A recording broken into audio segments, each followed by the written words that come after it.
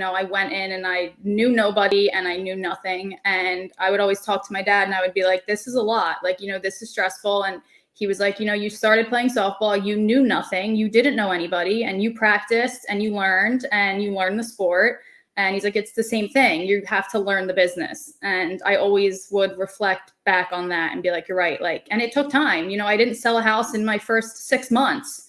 And I had to meet people. I had to learn the business. You have to learn what you're selling. You know what I mean? I can't sell somebody a house when I don't even know the business myself.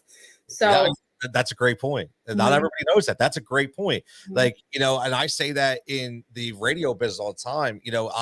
I'll shop around and people will want to sponsor my shows. And the first thing I say is, how do I sponsor something and talk about something I know nothing about? Right. It just, it makes you look kind of like fake and fraudulent, right? You know what I mean? And a lot of salespeople, are looked at as fake.